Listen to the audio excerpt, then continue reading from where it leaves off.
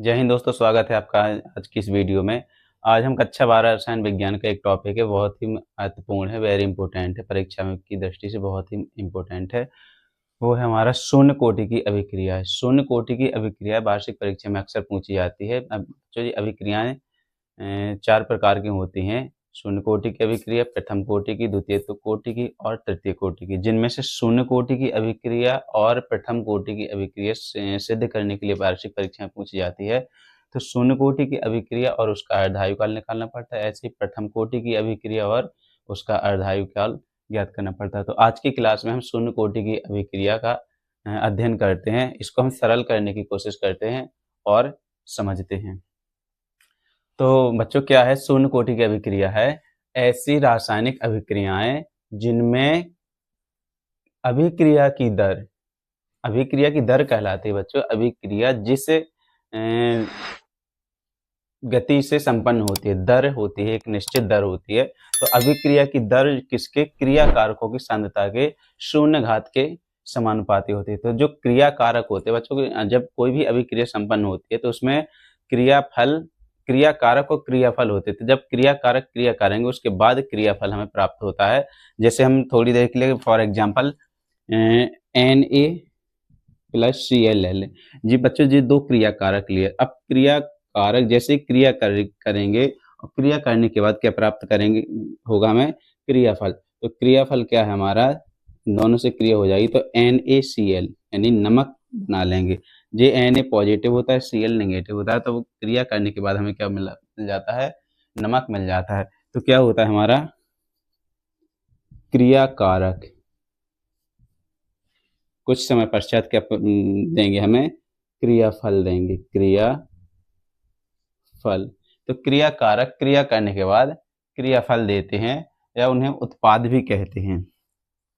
तो इधर हमारा क्या हो जाता है? शून्य घात के समानुपाती होती है। क्या शून्य घात के समानुपाती होती है? क्रिया कारकों की सांद्रता। तो इसका हम दर स्थिरांक समाकलित व्यंजक ज्ञात करेंगे।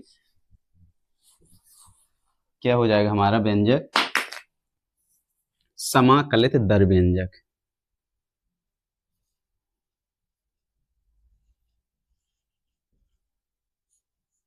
समाकलित दर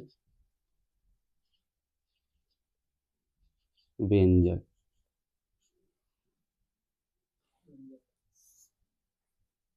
समाकलित दर व्यंजक। समाकलित दर व्यंजक में बच्चों क्या हो जाएगा हमारा कि माना कि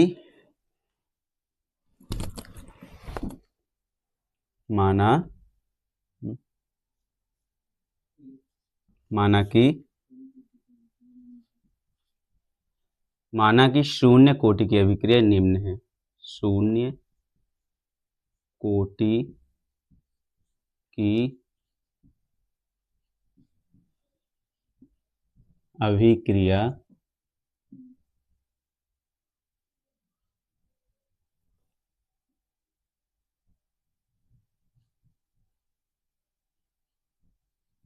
निम्न है।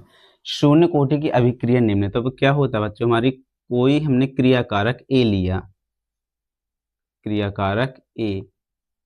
क्रिया कारक क्रिया करने के बाद हमें क्या देंगे? क्रियाफल देंगे।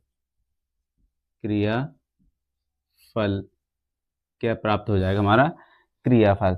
तो यहाँ पर हमारी प्रारंभिक सांद्रता में क्या हो जाएगा? इधर हो जाएगा हमारा ए, इधर हो जाएगा शून्य, और ये क्या हो जाता है? हमारी प्रारंभ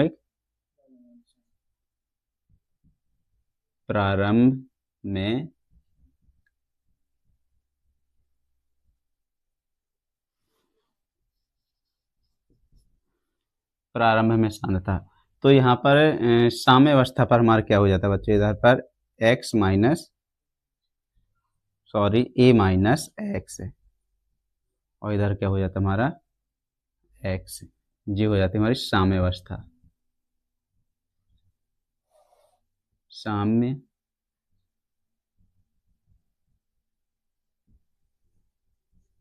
साम्य अवस्था।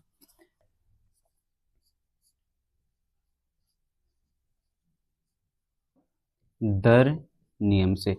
दर नियम से क्या हो जाता है कि अभिक्रिया की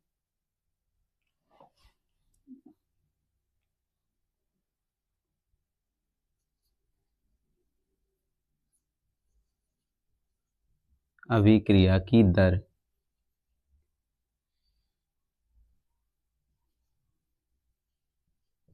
अभिक्रिया की दर समानुपाते ए। तो यहाँ पर हो जाएगा हमारा ए।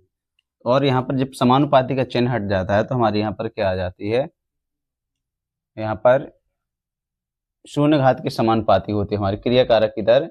इसके किसके हमने क्या लिखा था कि शून्य घात के समानुपाती, क्रिया कारकों की सांद्रता के शून्य घात के समानुपाती होती है। तो यहाँ पर शून्य कोटि की अभिक्रिया, तो इसकी घात क्या हो जाएगी, शून्य हो जाएगी। तो यहाँ पर हम समानुपाती का चिन्ह हटाएंगे तो क्या हो जाता है हमारा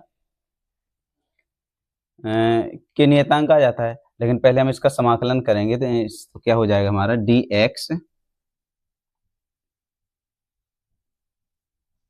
dx बटे dt समानुपाते, यहाँ पर इसकी सांद्रता है a माइनस एक्स, तो जो हो जाएगा a माइनस एक्स की शून्य घात के समानुपाती। और बच्चों अगर कोई भी संख्या, इसके बाद हमारा हो जाएगा dx बटे dt बराबर, समानुपाती का चिन्ह हटेगा तो आ जाएगा के नियतांक आ जाएगा, और यहाँ पर हो जाएगा हमारा a माइनस एक्स की पावर शून्य। इसके बाद हो जाता है हमारा जहां जहां के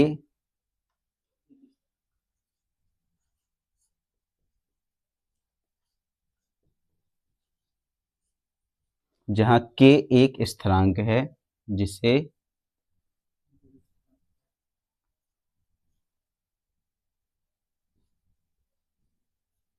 जिसे दर स्थिरांक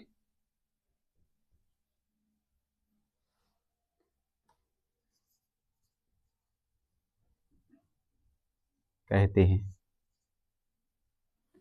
अब यहाँ पर बच्चों अभी हमने जैसा बताया था कि अगर किसी भी संख्या की पावर शून्य है तो उसका मान एक हो जाता है। तो इधर क्या हो जाएगा हमारा, इसके बाद डी एक्स बटे डी टी, डी एक्स बटे डी टी बराबर के इंटू एक। तो हमारा जे बचेगा d x by d t बराबर के। इसे हम समीकरण एक दे देंगे। अब क्या होता है, इसको हम इधर पक्षांतर कर दें तो ये हो जाएगा हमारा,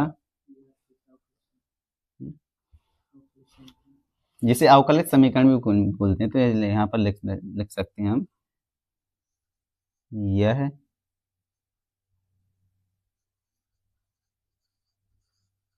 अवकलित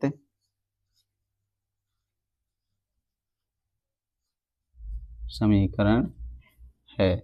इसके बाद क्या हो जाता है, इसका हम पक्षांतर कर देते हैं तो जो हो जाता है हमारा डी एक्स बराबर के इंटू डी टी। इसके बाद हो जाता है बच्चों हमारा डी एक्स बराबर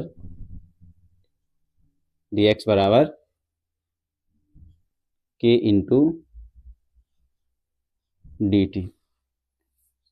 इसको हम इक्वेशन सेकंड दे देंगे, जो हो जाएगा हमारा समीकरण नंबर 2। अब इसका हम समाकलन करेंगे यहाँ पर, तो समीकरण 2 का समाकलन करने पर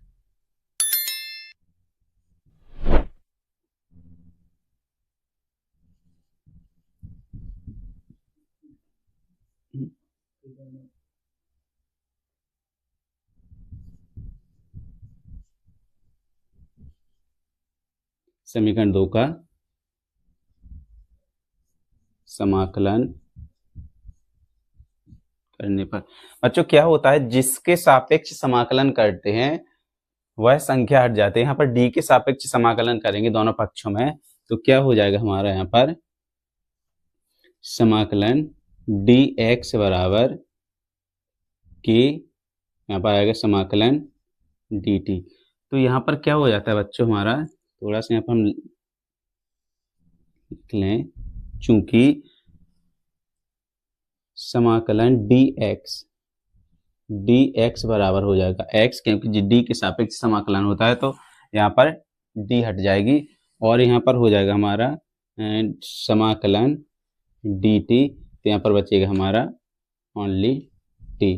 तो इन वैल्यू को इधर पुटअप कर देंगे तो इधर क्या बचेगा हमारा x इक्वल के, और यहाँ पर बची थी टी, इसकी जगह पे आ जाएगी हमारी टी प्लस आ जाएगा यहाँ पर सी। तो यहाँ पर के टी प्लस सी आ गया। तो बच्चों सी क्या है हमारा समाकलित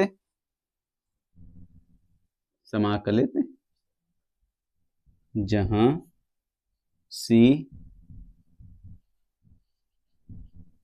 समाकलित स्थिरांक है।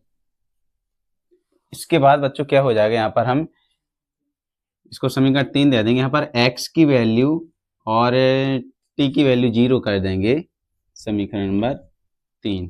तो क्या हो जाएगा हमारा, यदि ये हो जाएगा यहाँ पर हमारा, यदि x बराबर 0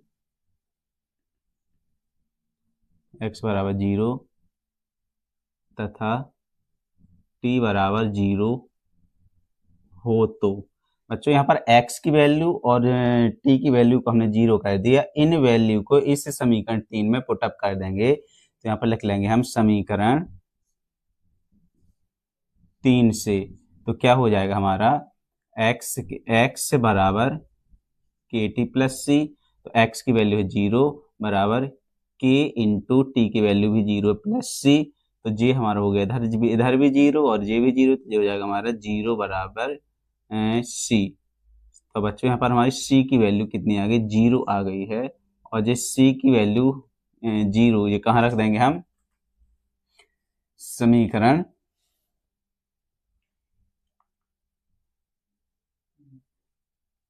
3 में रख देंगे इसको। तो ये हो जाएगा हमारा सी का मान समीकरण 3 में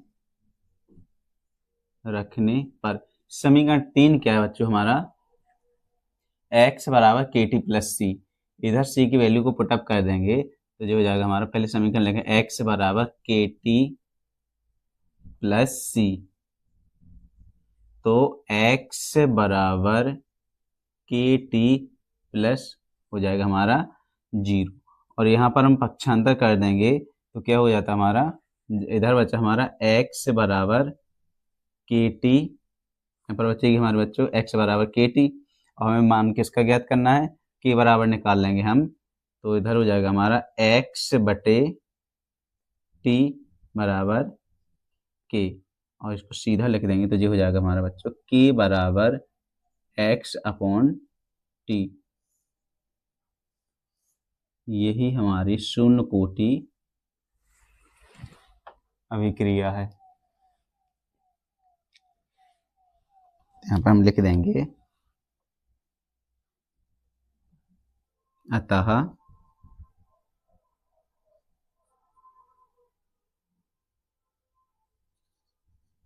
यही शून्य कोटि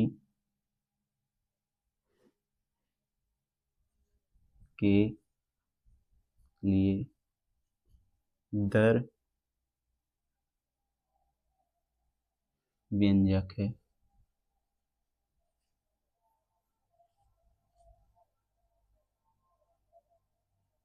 यही शून्य कोटि के लिए दर व्यंजक है और यही हमारी शून्य कोटि की अभिक्रिया है। इसी अभिक्रिया के द्वारा हम इसका अर्धायु काल ज्ञात करते हैं। तो इसका आप लोग स्क्रीनशॉट ले लीजिए। इसके आगे आपको मिलेगा इसका अर्धायु काल। शून्य कोटि की अभिक्रिया के बाद आता है उसका अर्धायु काल निकालना। तो शून्य कोटि की अभिक्रिया का अर्धायु काल इसमें हम ज्ञात करेंगे। तो क्या है, परिभाषा क्या होती है अर्धायु काल की, किसी रासायनिक अभिक्रिया में लगा वह समय, जो अभिक्रिया संपन्न होती है उस अभिक्रिया को संपन्न होने में जो समय लगा वह समय जिसमें अभिक्रिया अर्धपूर्ण होती है, यानी जो समय लगा था उस समय में अभिक्रिया अर्धपूर्ण मतलब आधी कंप्लीट हुई है तो वो क्या कहलाएगा, अभिक्रिया का अर्धायु काल कहलाता है। तो क्या होगी परिभाषा, किसी रासायनिक अभिक्रिया में लगा वह समय जिसमें आधी अभिक्रिया पूर्ण होती है, पूर्ण हो जाती है, क्या कहलाता है हमारा, अभिक्रिया का अर्धायु काल कहलाता है। इसे T 1/2 से प्रदर्शित करते हैं। एक T 1/2 से क्यों प्रदर्शित करते हैं, क्योंकि समय आधा लग रहा है तो समय जो होता है ताप, समय होता है T हमारा, तो T का आधा हो जाएगा T1/2, तो इसे T1/2 से प्रदर्शित करते हैं। तो इधर क्या हो जाएगा हमारा, जो अभी हमने शून्य कोटि की अभिक्रिया ज्ञात की थी उसका समीकरण क्या निकला था हमारा, वो था हमारा T बराबर x/k, ये था हमारा समीकरण निकाला था अभी हमने। तो इसको हम समीकरण 1 देते हैं क्योंकि अर्धायु काल की परिभाषा से है। तो यहाँ पर अर्धायु काल की परिभाषा से लिया हमने T बराबर x/k। तो यहाँ पर लिखेंगे हम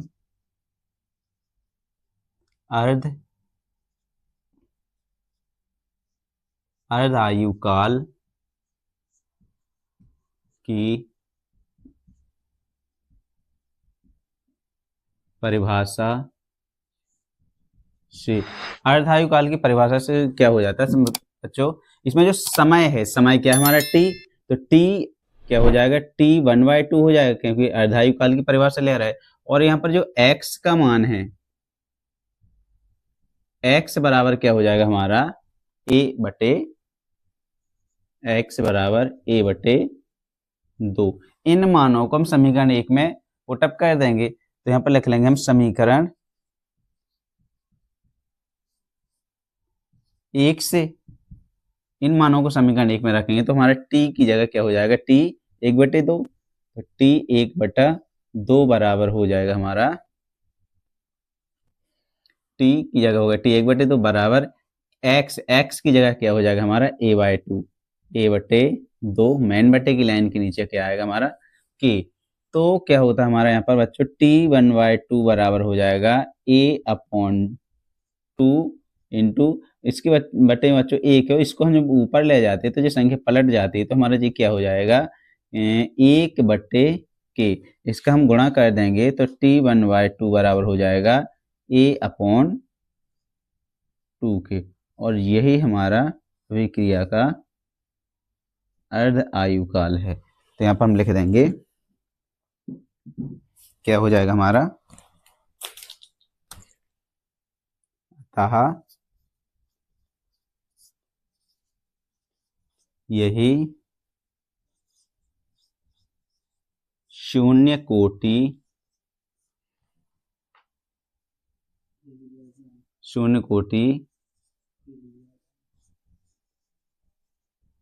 अभिक्रिया, अतः यही शून्य कोटि अभिक्रिया के लिए